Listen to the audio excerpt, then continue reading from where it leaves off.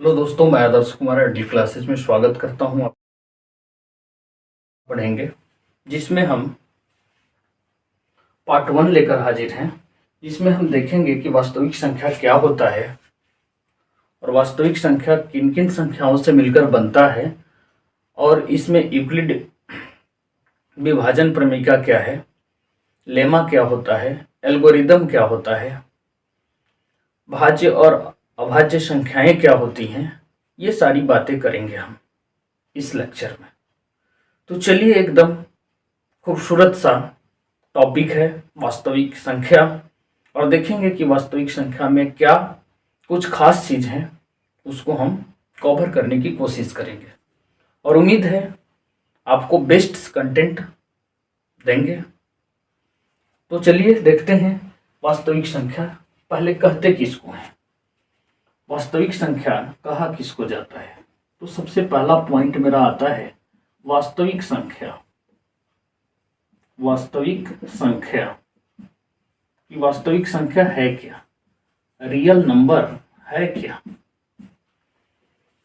तो देखिए, ये जो संख्या है ना, वो परिमेय और अपरिमेय संख्या से मिलकर बनता है। तो हम कह सकते हैं कि परिमेय और अपरिमेय संख्या के परिमेय परिमेय और अपरिमेय अपरिमेय संख्याओं का समुच्चय है। समुच्चय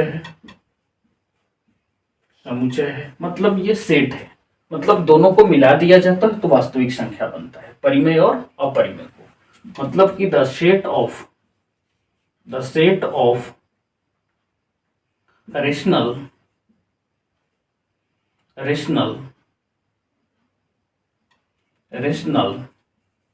और एंड irrational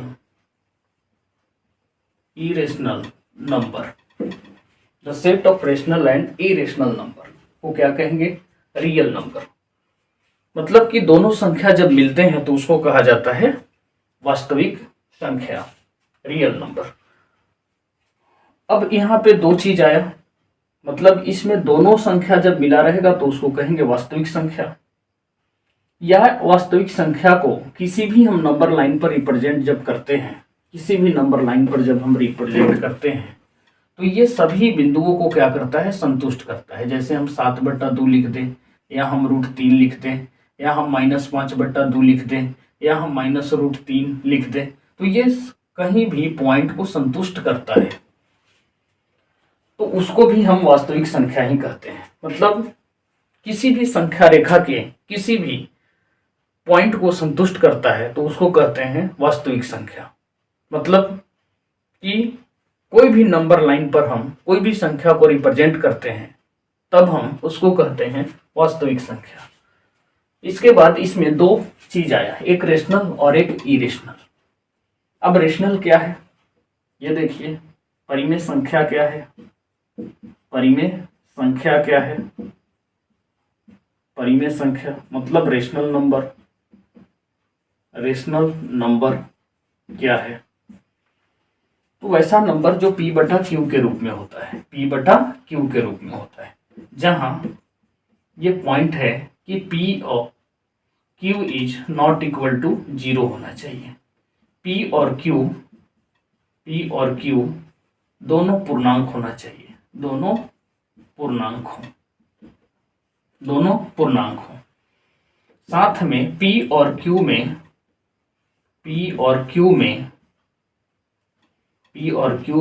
उभयनिष्ठ गुणनखंड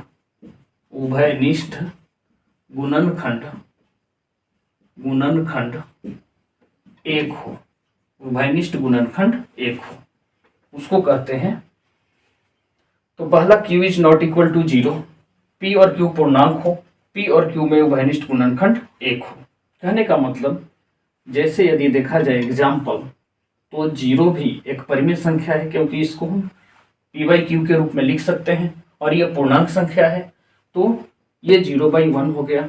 इसके बाद -7 भी हो गया, -5/2 भी हो गया, और 5/2 भी हो गया रेशनल नंबर।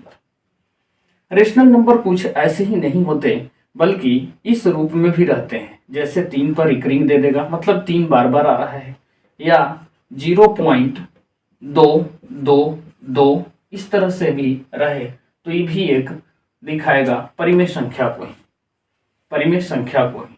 जब डॉटेड दे देता है तो अपरिमेय संख्या हो जाएगा। तो ये दो दो बार बार आ रहा है, तो कभी इस रूप में रहे, यदि रिकरिंग के रूप में हो तो ऐसे भी परिमेय संख्या होगा। 0 भी परिमेय संख्या है, आपको ध्यान रखना है।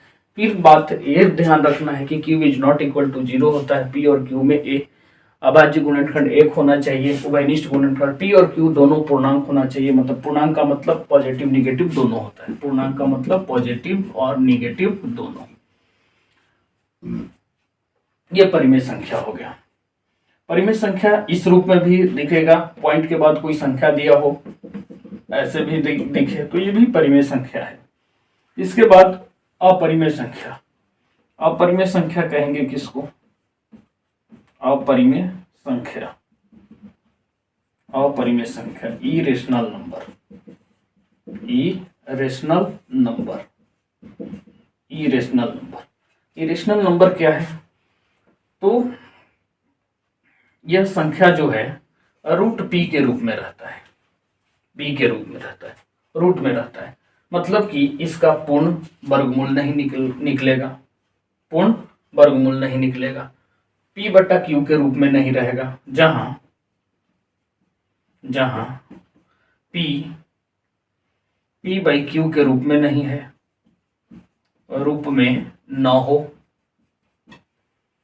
पूर्ण वर्गमूल नहीं निकले, मतलब P by Q does not form of P by Q। फिर नॉट परफेक्ट स्क्वायर रूट इस तरह से होगा, जिसका पूरा वर्गमूल ना निकले, P बाई Q के रूप में ना रहे। ध्यान देना है इसमें एग्जाम्पल, यदि 1.31 हो, फिर 311 हो, 3111 हो, तो ये आपका है परिमेय संख्या, अपरिमेय संख्या।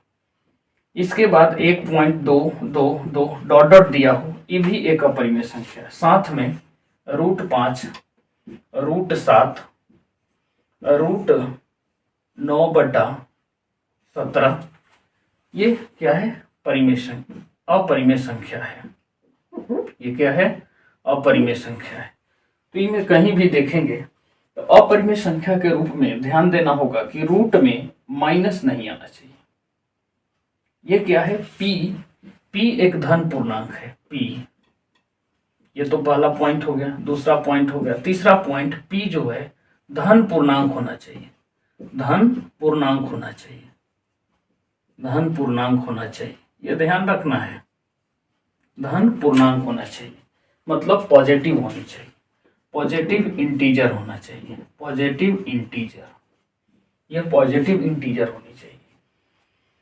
तो इस तरह से जिसका वर्गमूल नहीं निकलेगा वो अपरिमेय संख्या होगा। जहां P बाई Q के रूप में Q is not equal to P और Q दोनों पूर्णांक P और Q में उभयनिष्ठ गुणनखंड 1 हो। एग्जाम्पल आपको इस तरह से याद रखना है। ये एग्जाम्पल है, आपको ये ध्यान रखना है, इस तरह से एग्जाम्पल होंगे। तो ये वास्तविक संख्या हुआ कि परिमेय और अपरिमेय संख्या का समुच्चय को हम कहते हैं वास्तविक संख्या। वास्तविक संख्या में दो संख्याएं परिमेय और अपरिमेय होता है। तो परिमेय और अपरिमेय के बारे में हम बता दिए, ये ध्यान रखना है आपको। यहाँ के बाद आपको पढ़ना है पहले कि एल्गोरिदम क्या है, फिर लेमा क्या है। एल्गोरिदम क्या है, लेमा क्या है, दो चीज, इसको नोट करेंगे।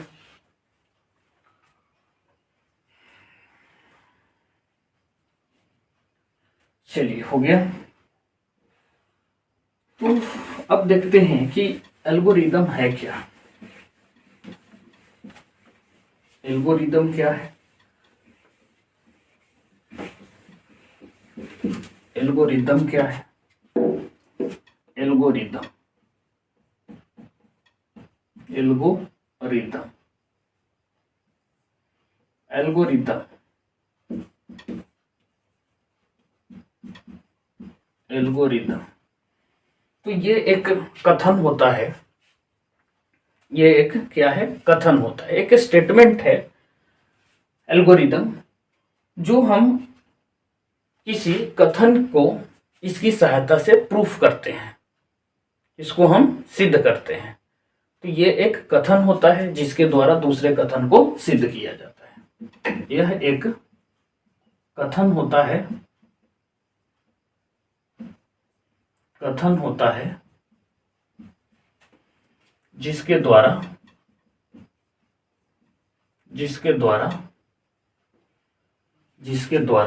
दूसरे कथन को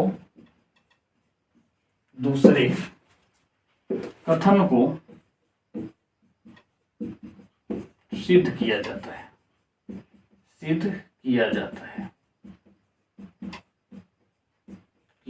है, ठीक है। It is a statement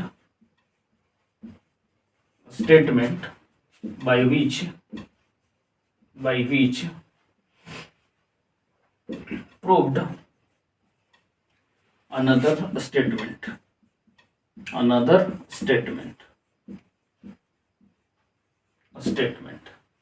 It is a statement by which proved another statement. ये एक स्टेटमेंट होता है जो दूसरे कथन को सिद्ध करता है। अब यहां से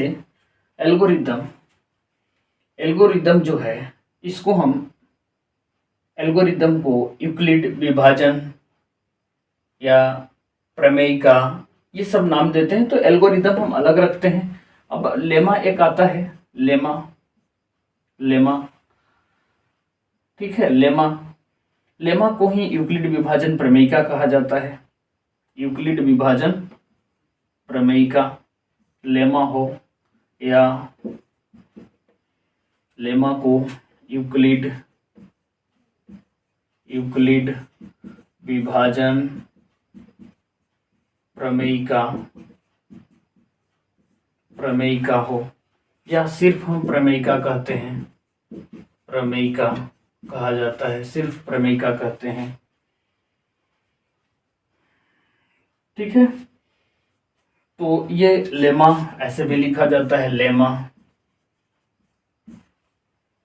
या यूक्लिड विभाजन प्रमेयिका। तो लेमा को हम यूक्लिड से अभी डिनोट नहीं करेंगे, यूक्लिड अभी रहने देते हैं। और ये प्रमेयिका या हम लेमा इसको कहते हैं, लेमा। यूक्लिड हम बाद में देखते हैं। ये एक सिद्ध किया हुआ कथन होता है। ये क्या है? सिद्ध किया हुआ कथन है, सिद्ध किया हुआ कथन है, सिद्ध किया हुआ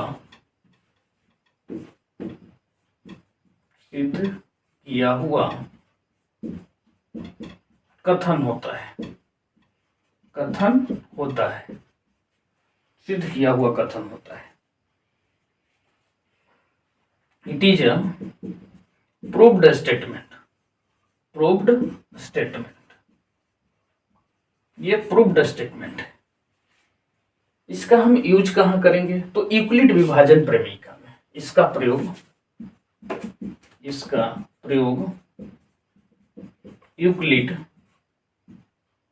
यूक्लिड विभाजन प्रमेयिका में किया जाता है, प्रमेयिका में किया जाता है। अब यूक्लिड विभाजन प्रमेयिका है क्या, ये देख लेते हैं, लगे हाथ। यूक्लिड विभाजन प्रमेयिका, यूक्लिड विभाजन प्रमेयिका, या इसको हम भाग एल्गोरिदम कहेंगे, या सिर्फ प्रमेयिका भी कहेंगे। तो यूक्लिडी विभाजन प्रमेयिका में मान लेते हैं 2 से भाग देते हैं 5 में, तो 2 दूना 4, 1 आया। शेष देख रहे हैं हमेशा भाजक से छोटा, इसको बोलते हैं भाज्य, इसको बोलते हैं भागफल, इसको बोला जाता है शेष, इसको बोलते हैं भाजक। ये हो गया। यहाँ से एक सूत्र आप पढ़े होंगे, भाज्य बराबर भागफल, भाजक गुना भागफल, भाजक गुना भागफल प्लस शेष, प्लस शेष। तो भाज्य, अब कहीं कहीं भाग देते हैं, मान लेते हैं 8 में, तो अब 2 चौके 8 लगाएंगे, ये पूरा पूरा कट जाएगा, यहाँ शेषफल 0 आएगा, मतलब हमेशा छोटा आ रहा है। तो यह यूक्लिड विभाजन प्रमेयिका कहता है कि यदि किसी संख्या में दूसरी संख्या से हम भाग देते हैं, ठीक है, तो शेषफल का मान हमेशा 0, 0 या 0 से बड़ा परंतु भाजक से छोटा प्राप्त होता है, परंतु भाजक से छोटा प्राप्त होता है। किसी संख्या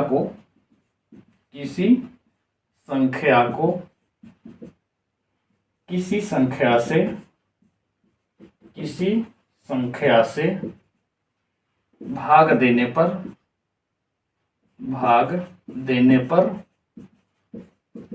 शेषफल का मान हमेशा शेषफल का मान हमेशा 0 या 0 से बड़ा परंतु भाजक से छोटा प्राप्त होता है, भाजक से छोटा प्राप्त होता है।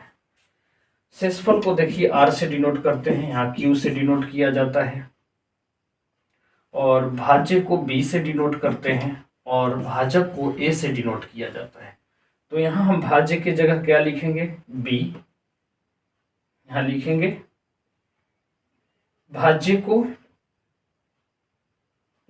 को हम A से डिनोट करेंगे, और भाजक को B से डिनोट करते हैं, ठीक है। तो भाज्य क्या है मेरा? A है, और भाजक क्या है? B है, और ये Q है, और प्लस R है। तो A बराबर हमारा सूत्र बन जाता है BQ प्लस R, जहां R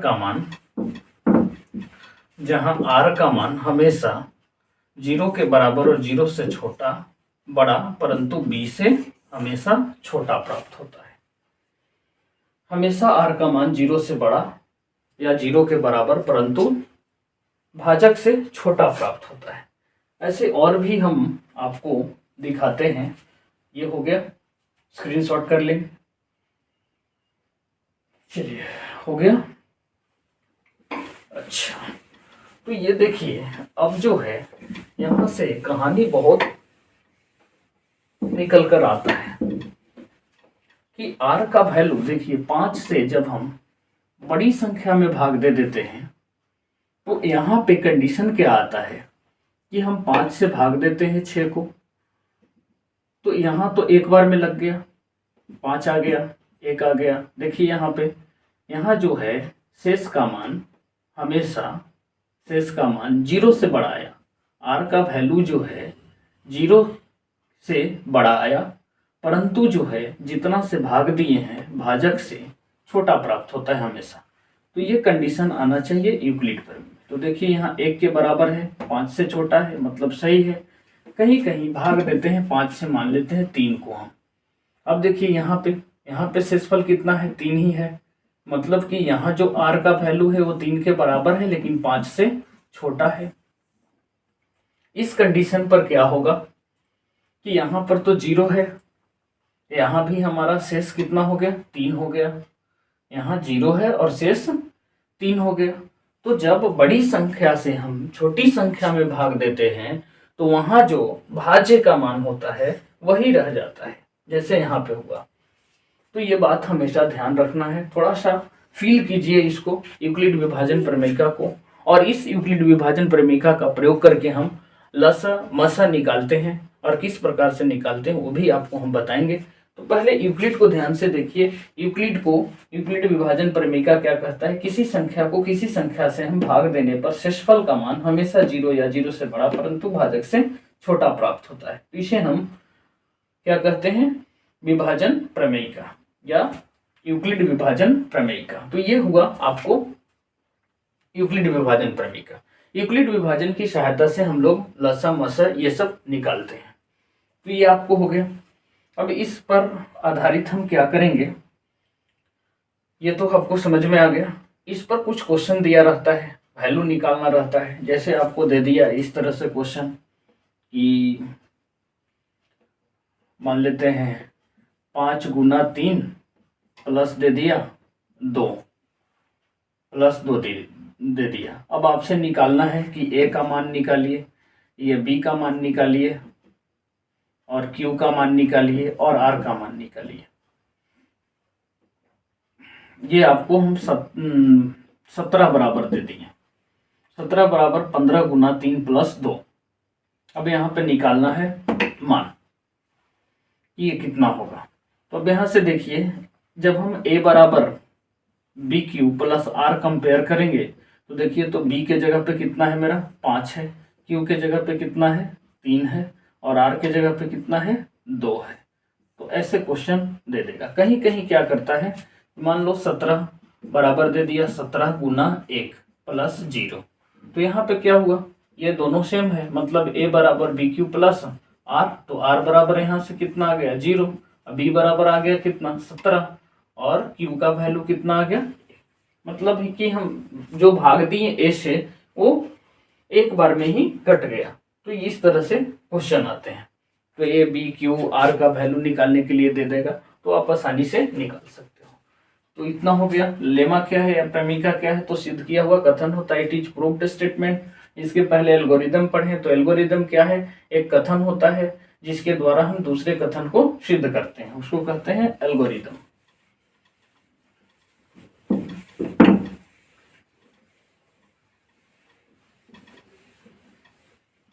अब इसका यूज करके हम लसा मसा देखते हैं। तो लसा मसा के लिए पहले यूक्लिड विभाजन प्रमेयिका का प्रयोग करते हैं। जैसे मान लेते हैं 135 है और ये 225 है, इसका हमको मसा चाहिए। मसा चाहिए, मसा का मतलब होता है महत्तम समापवर्तक। महत्तम समापवर्तक, महत्तम समापवर्तक। इसमें दोनों में छोटा देखा जाता है कि 135 जो है वो छोटा है 225 से, तो भाग लगाएंगे 135 से 225 में। 225 में एक बार में लगेगा 135, ये हो जाएगा 0, ये हो जाएगा 9, ये हो गया कैंसिल। यहाँ हम देखें यूक्लिड के विभाजन बी क्यू प्लस आर, तो ए कितना हो गया 225, फिर 135 गुना क्यू 1 प्लस आर 90। अब 90 से भाग देंगे, अगला कंडीशन 135 में, तो एक बार में कटेगा 90, ये हो जाएगा 5, ये हो जाएगा 4। यहाँ से आ गया 135 बराबर आ जाएगा 90 गुना 1 प्लस 45। अब यहाँ से 45 को भाग लगाएंगे 90 को, तो ये कितना 2 बार में कट जाएगा 90, तो 90 बराबर लिखेंगे 45 गुना 2 प्लस 0। तो 0 से ठीक ऊपर वाला HCF होगा, HCF बराबर हो गया 45, ये आ गया 45। तो यूक्लिड विभाजन प्रमेयिका से ऐसे निकाला जाता है मसा। मसा का मतलब होता है महत्तम समापवर्तक। अपवर्तक होता है, अपवर्तक जो होता है, मान लेते हैं कि हम 5 का अपवर्तक निकालते हैं, 5 का अपवर्तक तो मतलब ये कौन कौन संख्या से कटेगा, 1 और 5 से। तो हमेशा जो होता है अपवर्तक वो दी हुई संख्या से भी डिवाइड होता है, इससे भी पूरा पूरा कट जाएगा और इससे भी पूरा पूरा कट जाएगा, तो इसको बोलते हैं अपवर्तक। HCF दोनों को मिला के करता है। मान लेते हैं हम 10 का अपवर्तक निकालते हैं, 10 का अपवर्तक, तो 10 का अपवर्तक लिखते हैं हम 1, फिर 2 और फिर 5। अब इसमें देखते हैं कि सबसे बड़ा कौन हुआ, 5 हुआ, तो यही हमारा समापवर्तक कहलाता है। तो 5 जो है यहाँ पे समापवर्तक कहलाता है, समापवर्तक कहलाता है, समापवर्तक कहलाता है। मतलब कि क्वेश्चन कहीं भी बड़ी सी बड़ी संख्या पूछे, इसका मतलब कि दोनों में जो मिलेगा उसी को हम आंसर करेंगे, तो उसको कहते हैं समापवर्तक। अब इसके द्वारा यहाँ पे मसा जो होता है, मसा ऑफ, पहला पॉइंट है कि मसा ऑफ ए बी जो होता है वो बराबर होता है मसा ऑफ बी ए का, मतलब दोनों बराबर होती है, दोनों बराबर होती है। और मसा जो होगा वो छोटी सी संख्या प्राप्त होती है यहाँ महत्तम, लेकिन छोटी सी संख्या प्राप्त होती है, उसको कहते हैं हम मसा, महत्तम समावर्तक। इसको HCF भी कहा जाता है। HCF highest common factor, highest common factor बोलते हैं। तो आई होप यूक्लिड के विभाजन प्रमेयिका द्वारा आपको HCF सिखा चुके। इसके बाद हम देखेंगे और भी, जैसे मसा ऑफ ए बी, मसा ऑफ बी ए का वैल्यू जो है आपस में बराबर है, दोनों में संबंध भी स्थापित आता है कि मान लेते हैं मसा निकालते हैं तो दोनों संख्या का जो गुणनफल होता है यहाँ पे ये बराबर हो जाते हैं। जैसे ये मान के चलिए कि मसा ऑफ ए बी निकालें तो यहाँ पे कंडीशन होता है कि मसा ऑफ ए बी गुना लसा ऑफ ए बी बराबर हो जाता है ए गुना बी। यहाँ आपसे क्वेश्चन पूछे कि मसा ऑफ ए बी चाहिए तो यहाँ भी निकाल सकते हो ए गुना बी बटा में लसा ऑफ ए बी, ये ध्यान रखना है।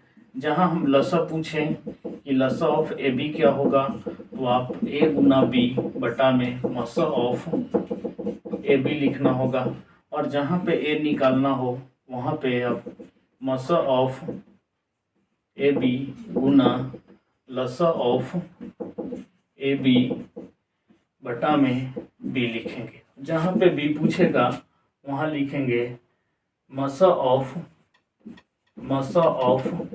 ए बी गुना लसा ऑफ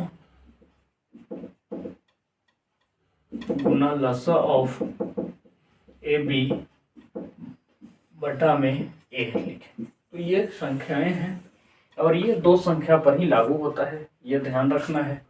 यह नोट में लिख लेंगे कि यह सूत्र दो संख्या पर लागू होता है, दो संख्याओं पर लागू होता है। दो से अधिक संख्या रहेगा ये नहीं लगेगा। ठीक है, तो आज हम इतना ही रखते हैं। पार्ट 1 में, पार्ट 2 में हम लोग करेंगे कि मसा का गुण क्या होता है, लसा का गुण क्या होता है, परिमेय अपरिमेय संख्या को कैसे हम प्रूफ करेंगे कि ये अपरिमेय संख्या है। फिर देखेंगे यूक्लिड विभाजन प्रमेयिका का और भी अनुप्रयोग, जैसे हमको सिद्ध करना होगा कि 2q एक सम धन पूर्णांक है, या 2q + 1 विषम धन पूर्णांक है, या हम 3q + 1 3q + 2 आदि को हम घन के रूप में लिखा जा सकता है, या वर्ग संख्या के रूप में लिखा जाता है, या दो हम विषम संख्या को गुना करते हैं तो सम आता है कि विषम आता है। ये सारी बातें करेंगे। तो मेन हम पढ़ेंगे कि यूक्लिड का अनुप्रयोग कहाँ पे करते हैं, एक्चुअल कैसे किया जाता है, और साथ में हम ये देखेंगे कि अपरिमेय संख्या को कैसे हम सिद्ध करते हैं। तो मिलते हैं नेक्स्ट वीडियो में, तब तक के लिए गुड बाय, जय हिंद।